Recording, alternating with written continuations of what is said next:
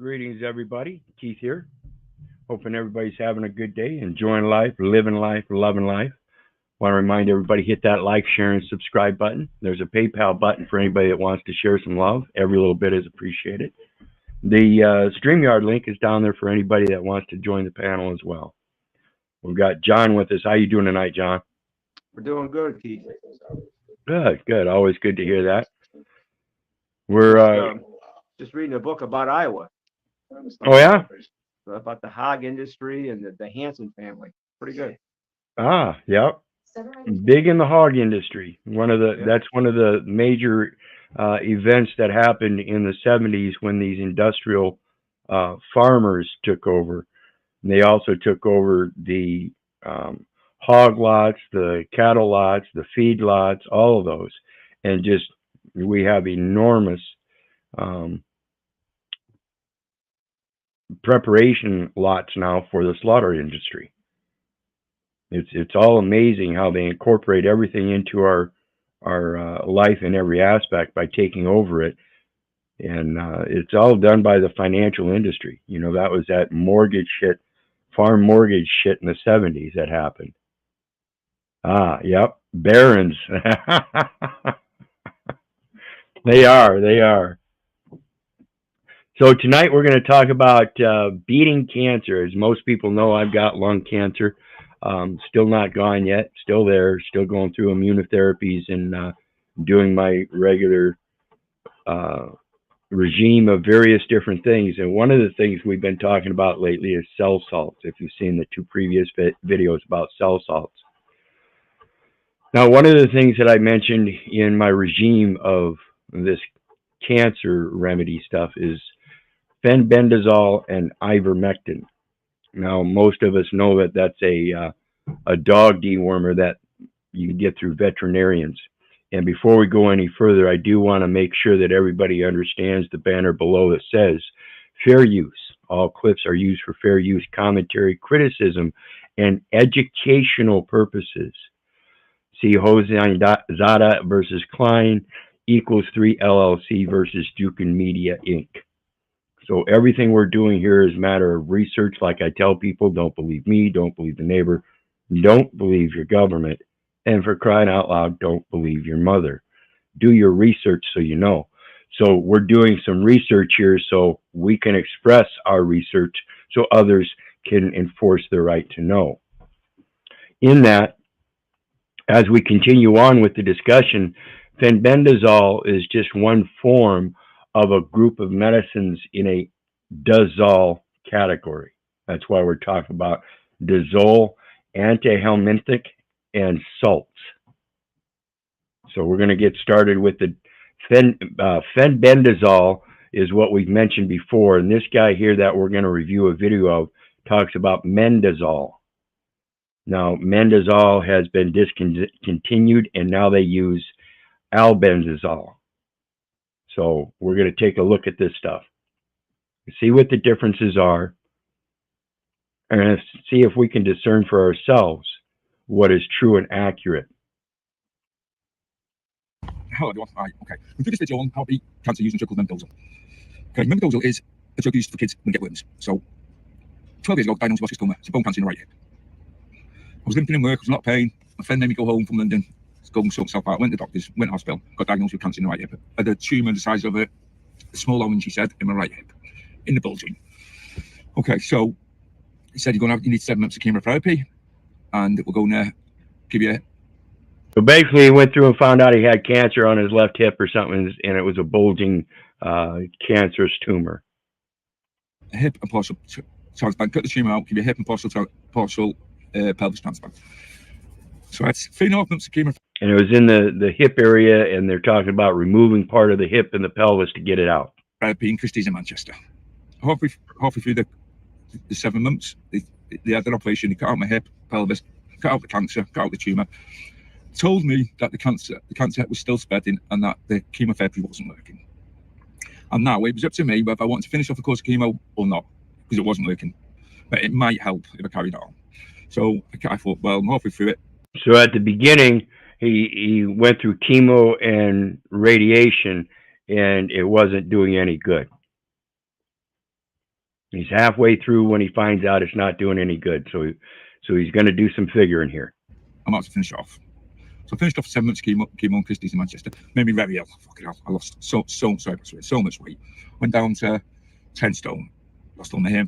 10 stone's about 140 pounds. That's about what I weigh now. And I went down to 105 pounds. This guy, imagine he's probably a little bit bigger, was probably around 200 pounds as an average weight, and probably did the same thing. Lost, close 60 pounds. Made him probably pretty thin. Periods, eyebrows, you name it, I lost him. So I finished off 7 months of chemo, come home, went home, tried my best, got on with my life. Leg was in a lot of pain, but went back to work. After 6 months, you go for a 6-month checkup, see how the cancer's going, see if it's spreading. I went back, had CT scans, and they found tumours in my right lung. I think it was 5 tumours in my right lung. Secondary tumours from the bone cancer, from the osteosarcoma. The doctor told me, Dr. Lee told me, he's prepared to give me another 6 months of chemotherapy. Now I told.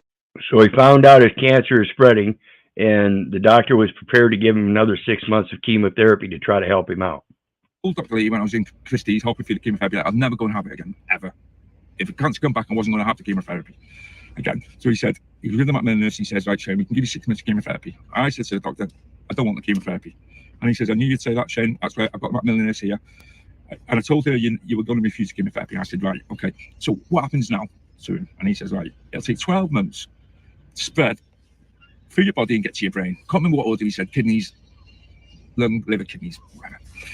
So right now it's spread into his lungs, and he's saying it's going to take about another 12 months, and it'll spread into all those other organs and finally hit the brain. And it gets to your brain, and once it goes to your brain, you won't be compass mentis, and it'll take 12 months to get there. So if you don't go and have the chemotherapy, you need to go home, you need to speak to your family, your loved ones, explain to them what's happening, and that you refuse the chemotherapy. Because when you are ill, Shane, he said, and yet at the end of life, they'll try and make us give you chemotherapy, and it's too late, and they'll blame us for not wanting to give you chemotherapy, and it is too late. So this is what if you don't want the chemotherapy, go home and explain it to your family. So I told him, okay, I'll go home and do that. Now, let me go. And that is good advice. If you're going to go against this medical industry and you have loved ones that basically already depend on this system to help you out, and you decide to go against the grain, you have to give them good information of what's going on so they don't turn around and blame somebody else for your decisions. This is why that living will and do not resuscitate clauses and shit like that are so important in their legal system. Let me take a step back. I'd read about this member dazole while I came out of hospital after 7 months. I've been researching cancer cures, and I've read about member dazole getting used in mice in America and having good results. No humans are taking them, just animal trials. So he's not talking about fenbendazole, but mendabenzole. Same compound element in a slightly different form. So research as much as I can about the drug. And again, like I said, when we look at these synthetic forms, they're merely mimicking nature. So there's a natural form, and that's part of what we're going to find out. Like I said before, you get your natural cell salts through your vegetables and fruits and stuff too. So they all come in natural forms somewhere. Nature already provides immunity. I think most supplements, Keith, we just we don't really digest them. They just go through us, you know. Right, they're synthetic and they don't have the natural crystalline forms. That's why it's important when we looked up those cell salts that if you're going to get these vitamin supplements and stuff, make sure you're getting the crystalline form. Those other ones will do you not much good at all, if any. I gathered as much knowledge as I could, and then 4 weeks later I got diagnosed with cancer. So, well, when he told me he thinks that I've got 5 tumours in my lungs, I'm going to do a biopsy, I went and bought the drug straight away. I didn't wait for the biopsy. I went and bought them straight away from the chemist. You get them in any chemist in Great Britain. So I bought member dazole and I started taking them straight away. Had the biopsy. 4 weeks it took. I got the results in 4 weeks. Yeah, you've got 5 tumours in your lungs, whatever. So I've been taking these drugs for 4 weeks already. So I said to the doctor when he told me to go home and die, basically, I said, can I come back in 6 months and you can give me a CT scan and do what you've got to do and see how bad it is? And he said, no, just go home and die, basically. And I said, no, let me come back. I want to see how bad it's got. So Dr. Lee agreed. He said, come back in 6 months, Shane. So anyway, 6 months went by. I went back to work. took these drugs every day. I took Smithsonine, I took 400 mil Smithsonine a day, and I took 3 100 mil dazole. And I took 50 grams of L-glutamine in the morning, 50 grams of L-glutamine at night in milk, which is an amino acid to build the white cells up. So he's mentioning a couple other supplements that he's taking along with this. But the main thing here we're concentrating on is this dazole thing and the antihelminthic and salts. Those are the things that we can get naturally. So where was I? So I went back after 6 months, got quite healthy in that 6 months, went back for a checkup in 6 months.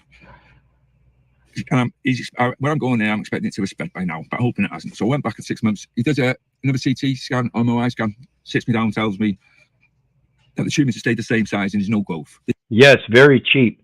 And like I said, they no longer use mebendazole, but now they use albendazole. We'll discuss that. They haven't grown. The tumours are still there, which is very pleasing. Believe me, I was happy with that. So I said, "Can I come back in? What happens now? Can I come back in 6 months' time for another checkup?" And he says, "Not really, Shane. We can only give you so many scans because they cause cancer." And I'm like, "Well, I've got cancer. It doesn't really matter, does it?" And he says, "Come back in 6 months on a chest X-ray." So okay. So I went back 6 months, 12 months after, six months later from the MRI scan. Just 12 months. I've gone back. He's done a chest X-ray. He's seen nothing. He said, "Did a chest X-ray and sees nothing." Did a chest X-ray and sees nothing. "There's nothing. I can't see nothing on your chest." And I said, "Well, I didn't think you would, Doc, because if it was on my chest, I'd be coughing. You know, so I didn't think you would because I feel healthy." He says, "Okay." So can I come back in 6 months' time for MRI scan, see how far it's spread? And he goes, "Yeah, Shane, come back in 6 months' time." So I won't come. 6 months went by. I went back to work. Didn't feel ill. Felt healthy. Didn't feel like I had cancer. Just in work. So I went back. 18 months later, he's done an MRI scan. Walks in. He's got no Macmillan nurse with him. He's on his own. As soon as he walks in, I said to him, "Good news, is it, Doc?" And he says, "How do you know?" And I says, "Well, where's the Macmillan nurse? You've always got the Macmillan nurse with you because I'm dying, and you're not got with her." And he says, "All right, Shane, didn't think I'd say this to you, but your tumours have gone. You can't see your tumours in your lungs." Your tumors are gone. Your tumors are gone.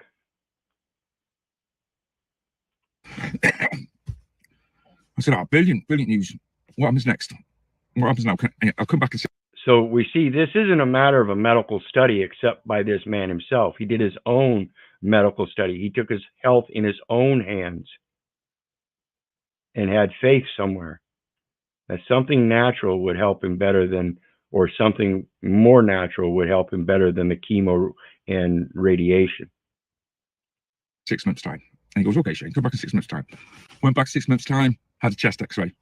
Seen nothing on my chest again. I said, "I didn't think you would. I'll come back in another 6 months' time for an MRI scan." So he says, "Yeah, okay, come back in another 6 months for a checkup." So I went back again. So now we're here at about 2 years, 2.5 years after this first diagnosis. And now it's getting on for 3 years now. And so this time I'm getting a bit pissed off. Why hasn't this doctor asked me? He's telling me the cancer's gone, and he's not asked me what I'm taking. I'm supposed to be dead by now. See, he has no curiosity. That goes against the grain of these physicians to worry about something that's curing somebody or seems to be helping them recover their health. We'll try to evade using that term cure, but essentially that's kind of like what it is. So you can't say there's a cure for cancer. Right. That's what they're saying. But, you know, the studies show that it might have an effect on cancer. So basically they're seeing it as a possible path to a cure for cancer, because that's their intent in studying this stuff, is to placate that they're looking for a cure. When the cure is already there, it's a matter of not so much a cure, but a preventative remedy in nature if you just learn how it works. But otherwise, they're all about the money of the pharmaceuticals. So I got my girlfriend to film it.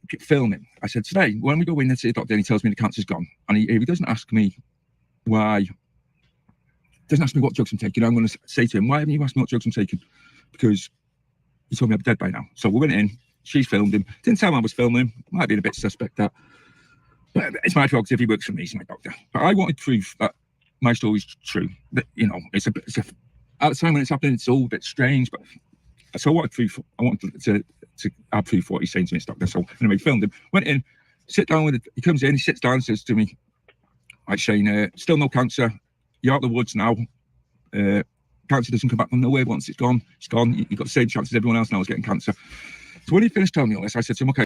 So he said, now that the cancer's gone, you basically got the same chance of getting cancer as anybody else. So basically saying he's cured. The remedy has been achieved. He doesn't know how, but remedy has been achieved. "Hey, doctor, why haven't you asked me what drugs I'm taking?" He says, "What do you mean, Shane?" I said, "Well, you told me I'll be dead in 12 months. 3 years ago. And now I'm sat here." And I want to take one more minute to remind everybody again about the banner on the bottom. Fair use. All clips are used for fair use commentary, criticism, and educational purposes. That's why we're doing our specific research and going beyond the material presented here in this video. And we're going to review other sources. And you'll see they come from the National Institute on Health and things like that. And you tell me the cancer's gone and I'm out of the woods. Why haven't you asked me what drugs I'm taking? And he says, "What are you taking, Shane?" Straight away. And I went, "Okay." So I told him which drugs I was taking, explained the drugs to him. He turned around and he went on Wikipedia, typed in the drugs, and he read about the drugs. It took him 10 minutes. I sat next to him on the desk. Watched him read it. I read it with him, read the Wikipedia with him, what it says about the drugs. When he finished reading, he turns around to me and he says, "Shane, you're not out of the woods yet." I went, "You just told me I'm out of the woods. The cancer's gone, I'm out of the woods." And he goes, "Well," he said, "I know both of these drugs, Shane." And he says, "And they look, I didn't know they get used for cancer. But I know what the drugs are used for normally, but I didn't know they're getting repurposed for cancer." He said, "But I've got to tell you." Didn't know that they had been repurposed for cancer. So they're admitting that there's a repurpose or another purpose and that they're looking into it and it might seem to be valid. He said, "You're not out of the woods yet." And I says, "Well, why you change your mind? What's happened?" And he says, "You've got to understand, Shane, I can't tell you these drugs will work for you. I can't tell you you've cured your cancer with these drugs." He says, "But my advice to you, if you believe these drugs have helped you, carry on taking them, Shane."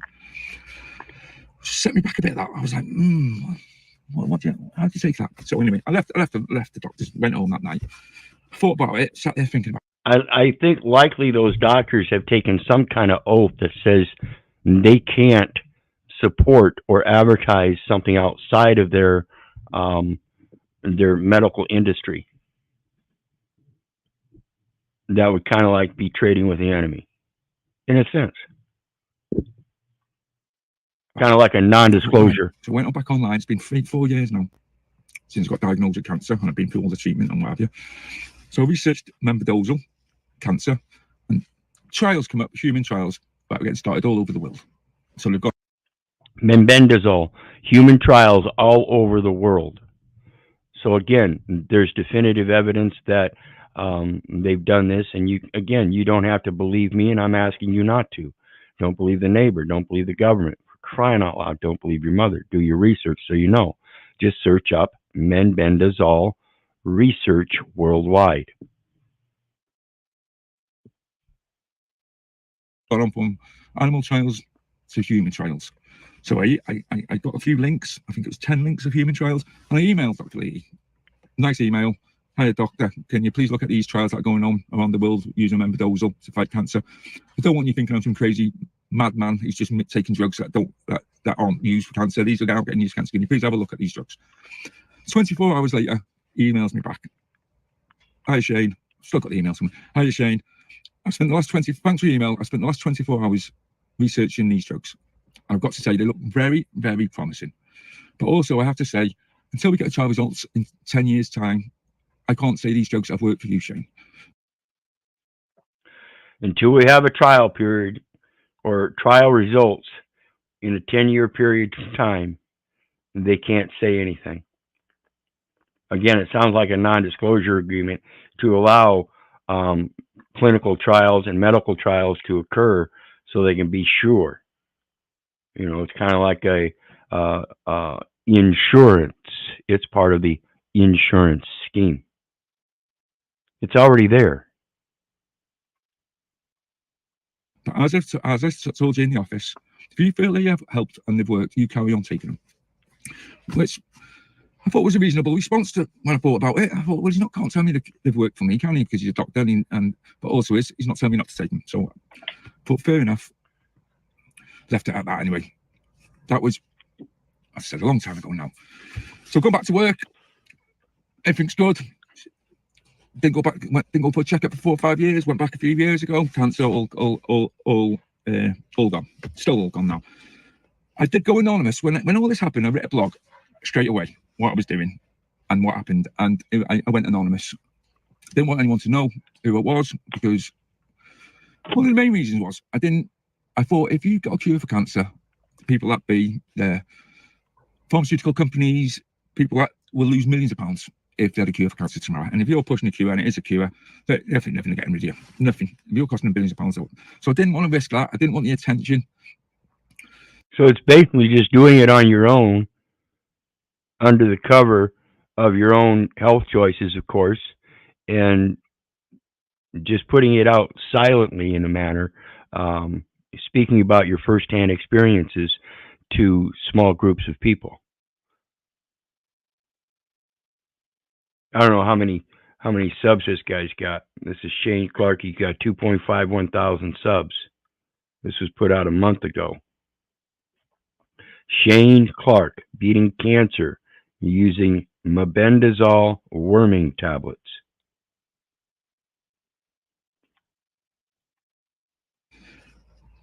And I also thought, if I'm shouting from the rooftops, I've cured cancer, and then I end up getting cancer and dying, my mind, my thoughts are, I'll look at cancer.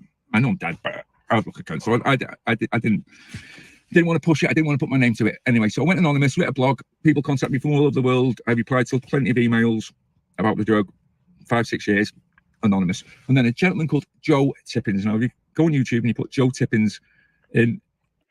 Joe Tippins, the one we spoke about that did the fenbendazole, the veterinary worming tablets for dogs and cats and such.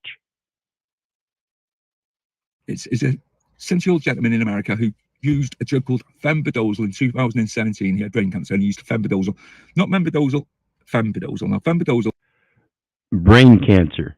It had already reached his brain or started in his brain. Is a horse worming drug. Animal worming drug using animals. Now, it's the same drug as membendazole. It's just got one oxygen molecule difference to sell to animals.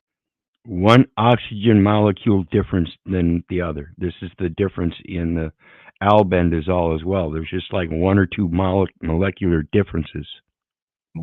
Same drug, exactly the same. No difference except one oxygen molecule. But you can't buy membendazole in America. You can get membendazole here, and you can't get fenbendazole over the counter. So that's a bit strange anyway. So Joe Tippins now has gone on, in 2017, he's gone on a lot of news channels. He's written books saying he's cured his brain cancer. And he's pushed a drug, and he's out there now. Everyone knows about this drug now. Fenbendazole beating cancer. If you go online now, put Google membendazole, it'll come up. Fights cancer. Joe Rogan on his podcast mentioned it maybe 8 months ago. He mentioned it. So he's cured cancer. He's still well. He's 7 years now. He's been in remission. Brilliant. Really happy for the gentleman. Over the moon. Couldn't be any happier. Oh, and another reason being is it just makes my story seem more plausible. Another gentleman has done it. Now, he's got a blog online. If you go online, Joe Tippins, you'll see his blog. You can see it go on his website. He's got plenty of people on there now have put their stories up. They've also used fenbendazole to cure cancer, which is brilliant. Absolutely brilliant. So this is why I'm doing this video now, just to let you know, it was 12 years ago I took the drug. I'm still cancer-free. I'm still healthy. I have no side effects. Joe Tippins is healthy. He's having no side effects. I think he still takes the drug. I don't take the drug anymore. I haven't taken the drug for a long time. Just stay healthy. So this is why I'm doing this, so people can see my story. Hasn't taken the drug for a long time. Just stay healthy. That's the importance of them cell salts and stuff I've been talking about.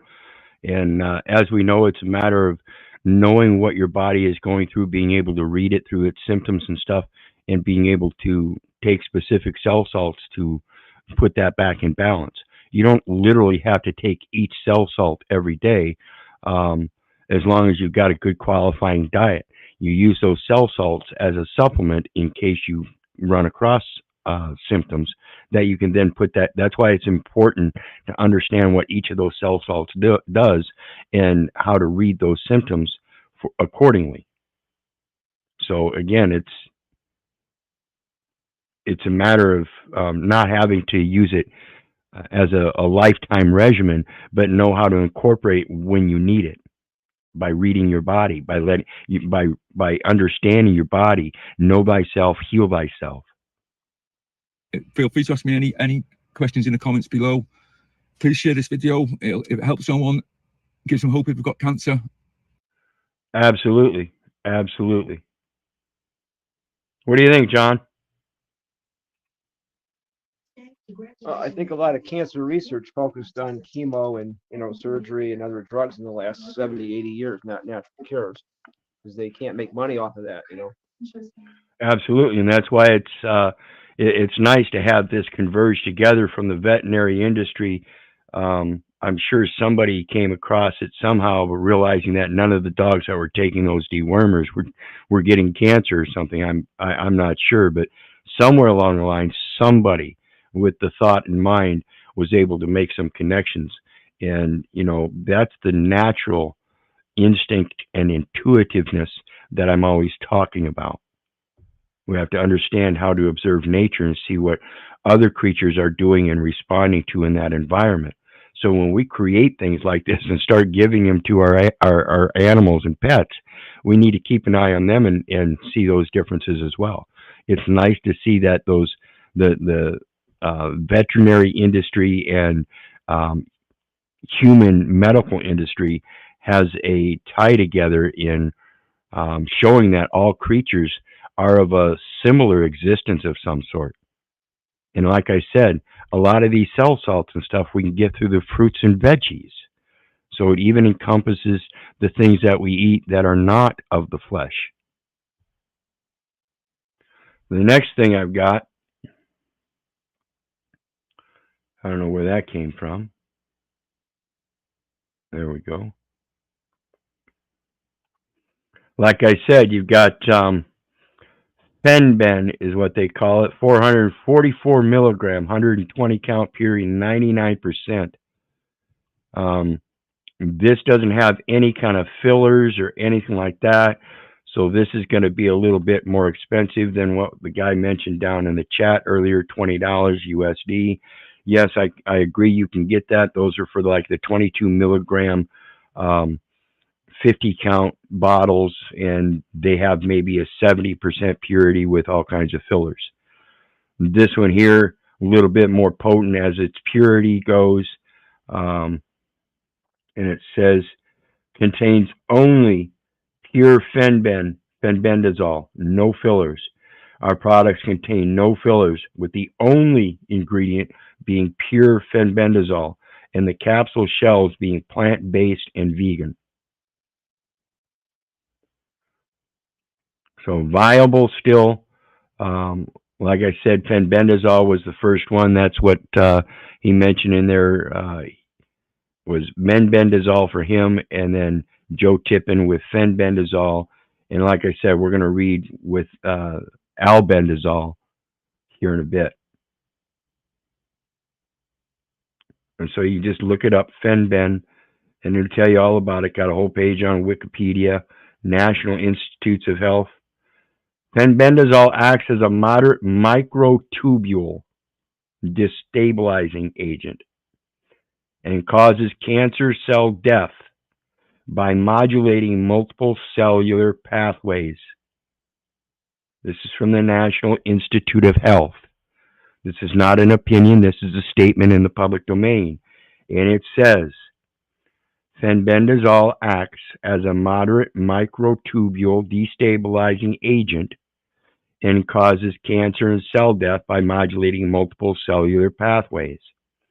So the cancer cells have these things called microtubules,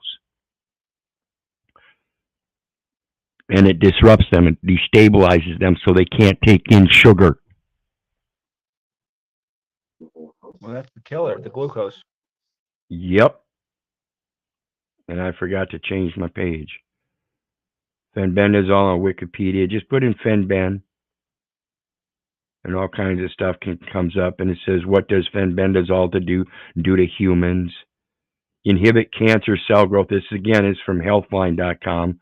While fenbendazole was initially formulated for veterinary use, preliminary research, this is what the guy was talking about, 10 years to get results, suggests that fenbendazole may inhibit cancer cell growth and induce cancer cell death through various mechanisms, destabilizing agents, such as disruption of microtubule formation and inhibition of glucose uptake.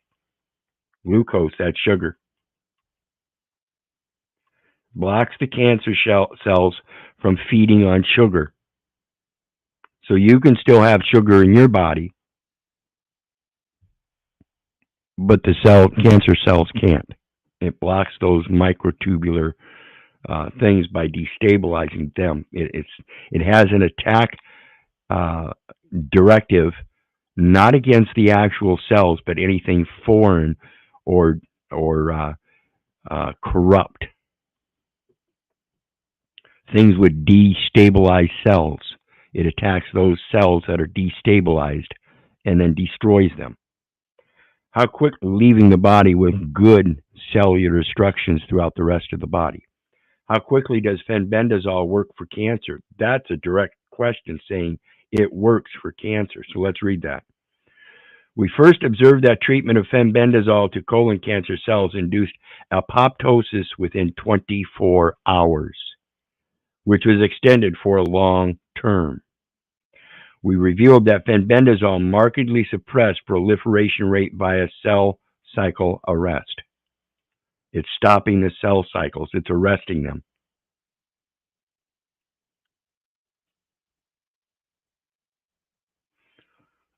So let's go to the next one.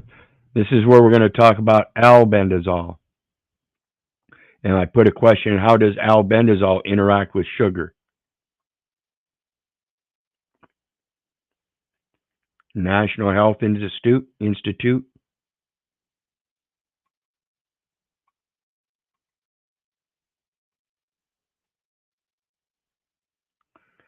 Again, I remind you of the banner running across the bottom for educational purposes.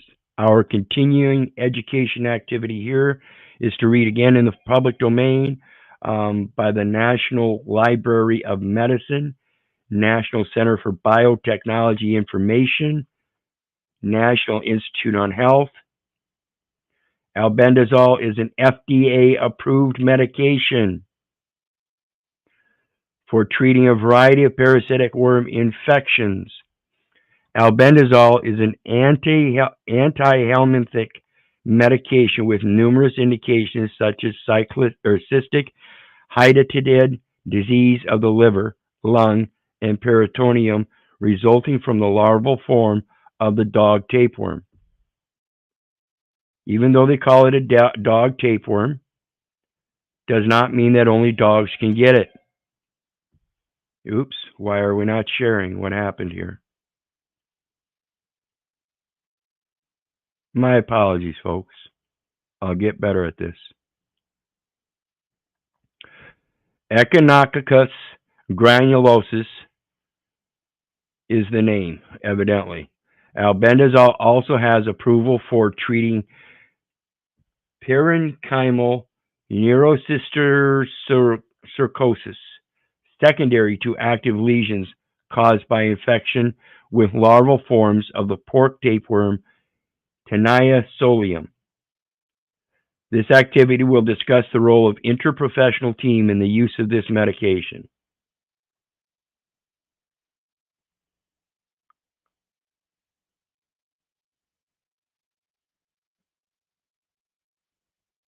Let's see here.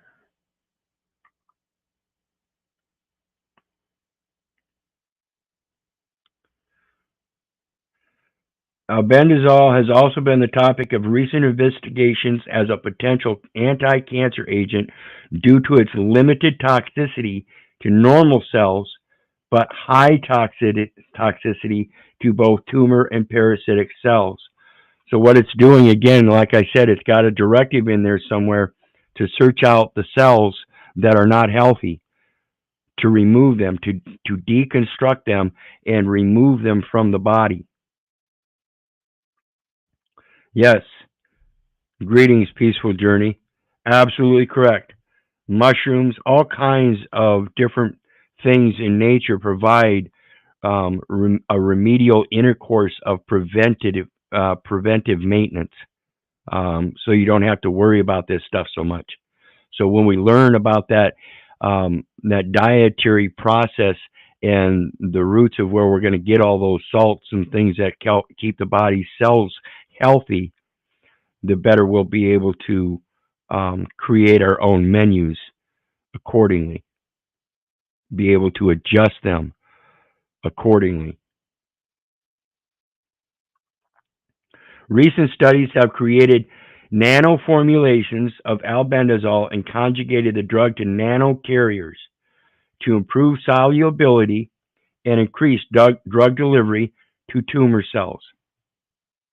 Albendazole and mebendazole have demonstrated anti-cancer properties in vitro and in animal models. Both have demonstrated anti-cancer properties against the following solid tumor cancers: breast, head and neck, colorectal, melanoma, ovary, and prostate. There is also limited clinical data on albendazole and mebendazole anti-cancer properties. Neutropenia is a limiting side effect of prolonged high-dose albendazole pharmacopathy. This is why I told you it's not something that you necessarily have to institute on a daily basis, like a very regular schedule, but rather just know the symptoms so you can use it when needed. Because prolonged high-dose albendazole and others evidently cause issues with the liver. Mebendazole appears less likely to cause neutropenia. Keller et al. All others conducted double-blind, randomized, controlled trials of the effectiveness of albendazole ivermectin versus albendazole placebo in the treatment. Now, the ivermectin is the liquid form. Okay. The patient's ages 6 to 60. Pay attention, there's no dog out there that lives to be 60 years of age. We're from Lao People's Democratic Republic, Laos, and Tanzania, Pemba Island. In Laos, 466 patients received a combination of albendazole ivermectin, and 413 patients received albendazole placebo treatment. In Tanzania, 558 patients received the combination of ivermectin, and 515 patients received the placebo treatment. Patients were assessed at 6 months and 12-month post-treatment. A minimum of 1 stool specimen was collected from each patient who underwent C.O.W.A.R.D.S assessment, and Helminth egg reduction rates, reinfection rates, and cure rates were determined. Patients who were Helminth positive after 6 months received additional treatment. The Helminth egg reduction rates in patients from Laos at 6 months were 99 versus 79.6% in albendazole ivermectin versus albendazole placebo. So ivermectin had 99% and the placebo had 79.6%. The cure rates were 68.8 versus 13.4.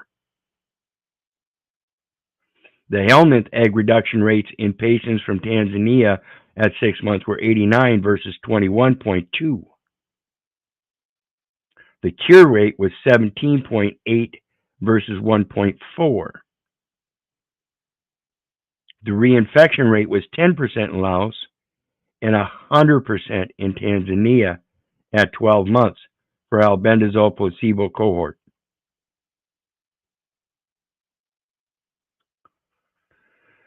They concluded that albendazole ivermectin treatment was superior to the placebo treatment regarding trichuria, egg reduction rates, reinfection rates, and cure rates.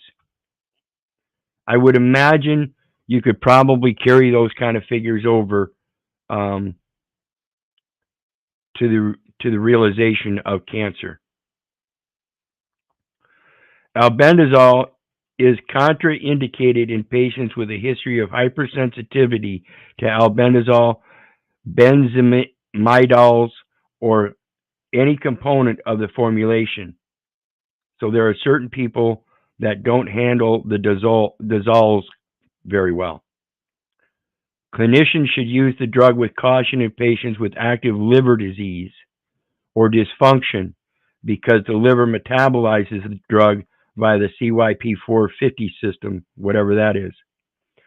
Also, care is in order if the patient has biliary obstruction, as the drug gets significantly excreted in bile. So your bile excretes it once it's done its job and acts as a carrier to carry out the things that it's destroyed.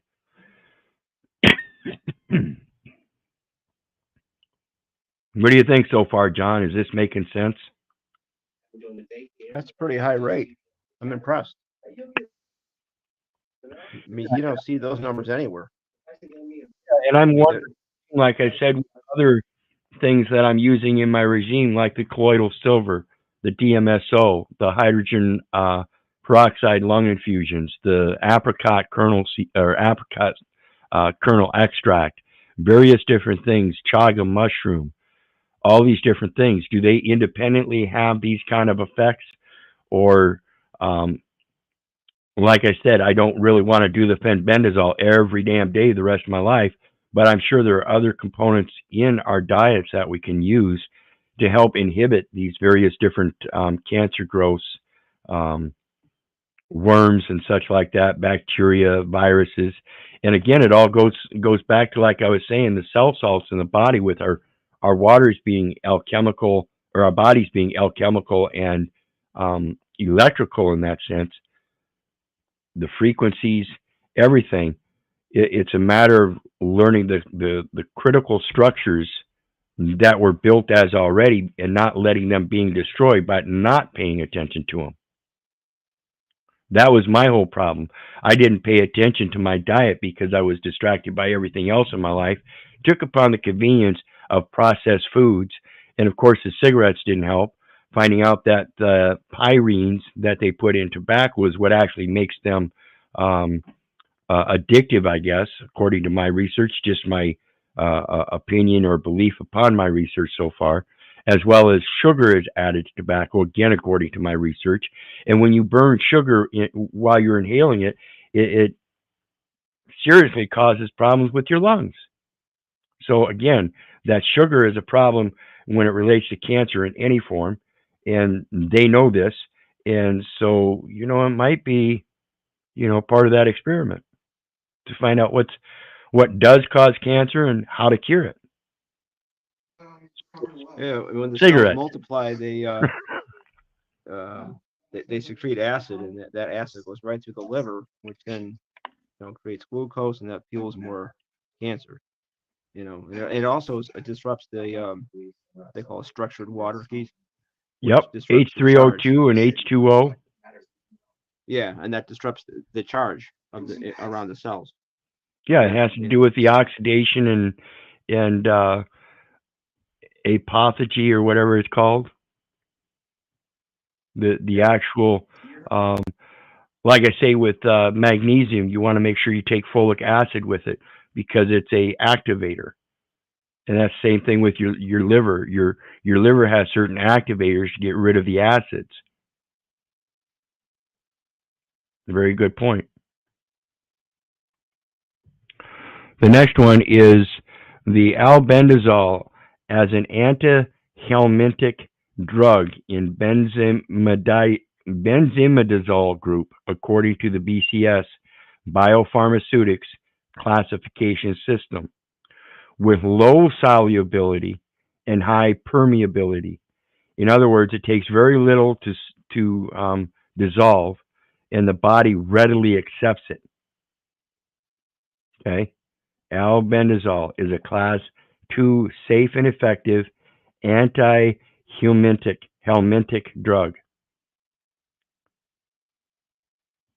investigating a soluble pharmaceutical salt, albendazole.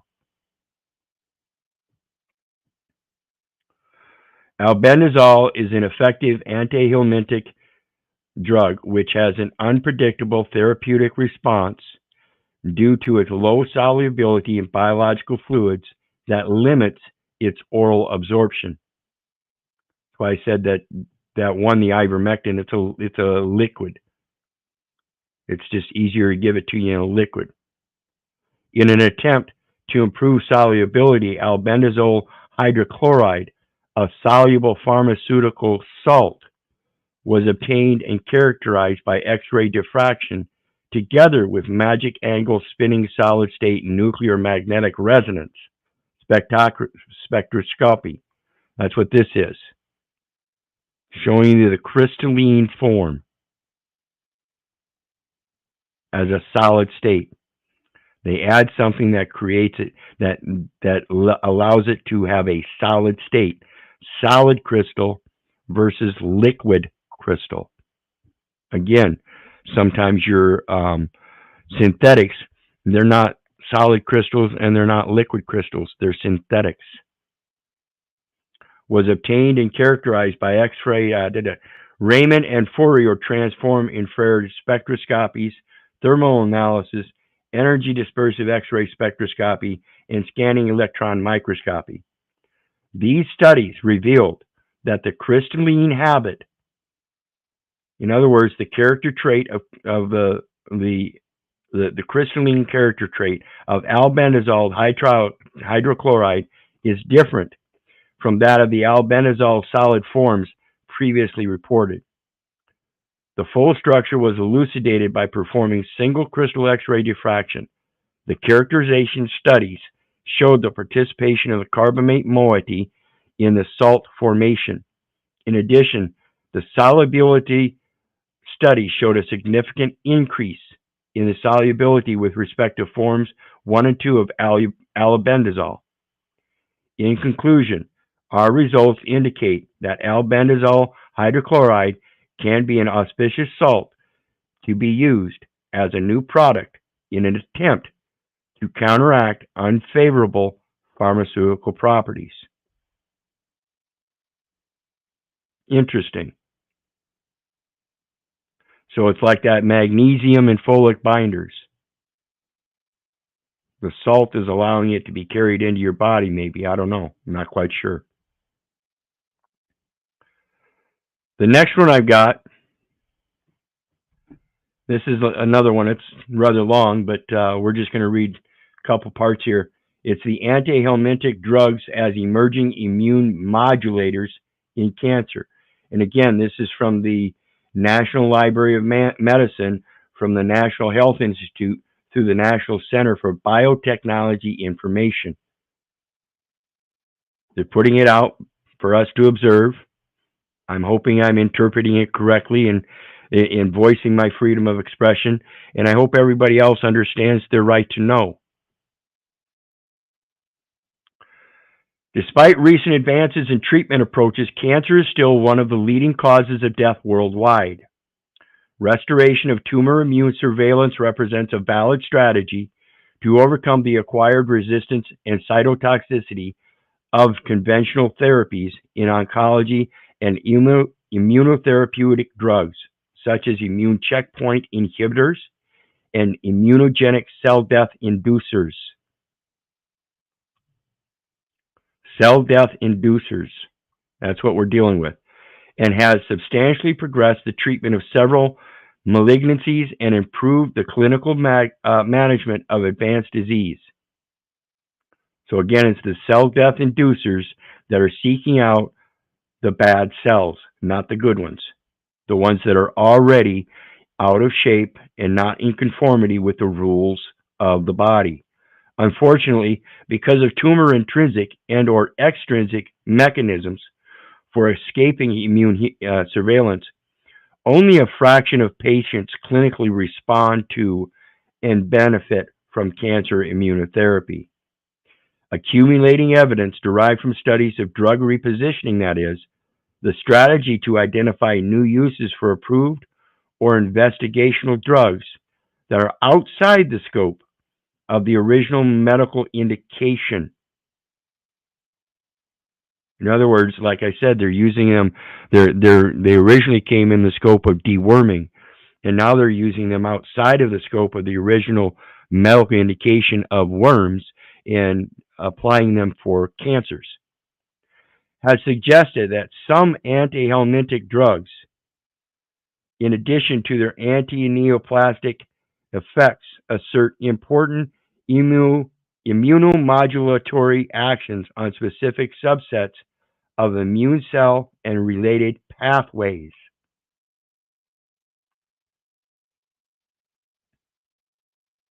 In this review, we report and discuss current knowledge on the impact of antihelminthic drugs on host immunity and their potential implication in cancer immunotherapy.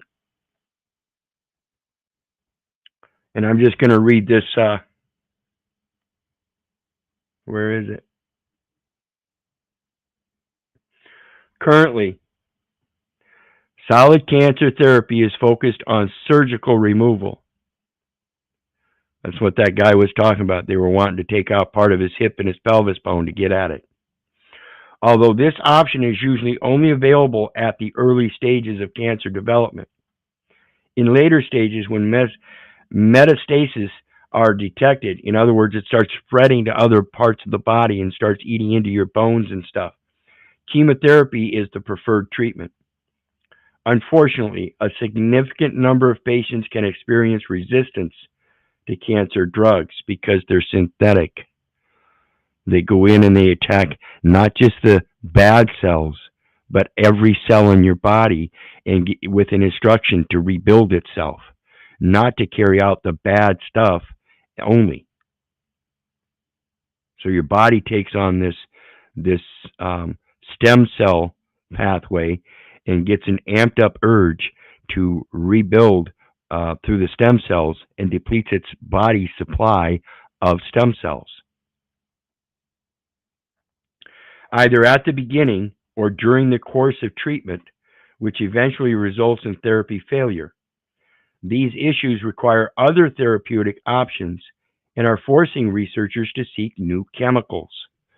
Again, in their seeking chemicals, understand that they get them from the very natural processes that we already have at hand. Okay? This is through our diet. However, the development of new therapeutics has become increasingly difficult for pharmaceutical companies because they're outside the scope of their practice. In fact, classical drug discovery requires target identification and validation, and they can't target identification and validation outside of the scope of their research, which means you have to go to them. If you're doing it outside of their scope and they don't know it, they don't have any reach to it. That's the importance of this guy going to the doctor and in mid-stride finding out chemotherapy and radiation wasn't working. He sought new sources, but kept going to that doctor. That's how they get the information, is us. Evaluation of compound efficacy in pharmacology in vitro and in vivo, and analysis of toxicology, specificity, and potential drug interactions. This means that the process of selling a new drug on the market is costly and time-consuming, taking around 10 to 15 years to complete, because they have to be able to observe that natural process first, be able to create a synthetic, and then say, this works like the natural process. It doesn't. The extent of these challenges, again, that's just my opinion. The extent of these challenges is revealed in an overall failure rate in drug development of more than 96%, failure rate of 90% during clinical development, and in the increasingly reduced number of new therapeutics approved by drug regulatory authorities. Because oftentimes we find that they can't bind things in their synthetics because the natural elements don't allow for such insane fictional bindings. Given these drawbacks, alternative drug discovery approaches should be employed to make drug research and development less time consuming and financially demanding. So again, the premise here is that they're developing drugs. They have to put an additive to what was already given to create something different that they can patent and then sell. That's the problem. You're trying to add on to something that is already there in a preventative measure as it is. When you add on to it, you're the one at a loss. Unless, of course, you have all these patients coming to you screaming just like they scream for a king, they scream for a doctor. It's sad. One such approach is drug repositioning, also known as drug repurposing. That is the strategy to identify new uses for approved or investigational drugs that are outside the scope of the original medical indication, like I said earlier. They're going to repurpose it for a different effect, for a different cause, a different disease, because it may have a better result, better effect. The next one and last one we got is the autophagy. This is what I was talking about, the autophagy activator drugs. A new opportunity in neuroprotection from misfolded protein toxicity. This is the autophagy. This is the magnesium with the folic acid as an activator. The aim of this review is to critically analyze promises and limitations of pharmacological inducers of autophagy against protein misfolding associated neurodegeneration. This is the degeneration of your cells because there's something wrong and it's not acting correctly. And that, of course, would be because the diet's wrong. Again, in my opinion. Effective therapies against neurodegenerative disorders can be developed by regulating the self-defense equipment of neurons, such as autophagy, through the degradation and recycling of the intracellular content. Autophagy promotes neuron survival in conditions of trophic factor deprivation, oxidative stress, mitochondrial and lysosomal damage, or accumulation of misfolded proteins. Misfolded proteins, oxidative stress, mitochondrial and lysosomal damage. These are all things that we go through as a natural being, and our body will tell us those things. We may not naturally know it, but through our observances, we can figure it out. That's why it's important to observe nature for what she is and quit paying attention to all this fictional medicine practice. Again, just my opinion. Autophagy involves the activation of self-digestive pathways, which is different for dynamics or degraded material, which are the macro, micro, and chaperone-mediated autophagy, mitophagy, lysophagy, and agrophagy. So it's the autophagy involves the activation of self-digestive pathways. That's that intracellular recycling.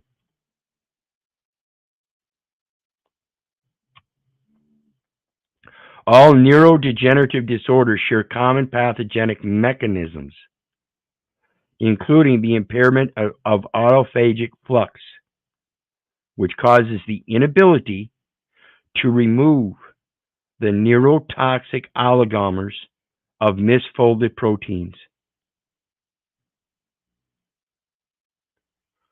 Pharmacological activation of autophagy is typically achieved by blocking the kinase activity of mammalian target of rapamycin enzymatic complex 1, removing its autophagy suppressor activity observed under physiological conditions. Acting in this way, rapamycin provided the first proof of principle that pharmacological autophagy enhancement can induce neuroprotection through the facilitation of oligomers clearance. In other words, neurotoxic oligomers of misfolded proteins. Those are the things that no longer fit. They're out of shape. So instead of having a nice round cell, those folded proteins cause a bumpy cell. That's a bad cell. It doesn't act and attach properly with what it's supposed to.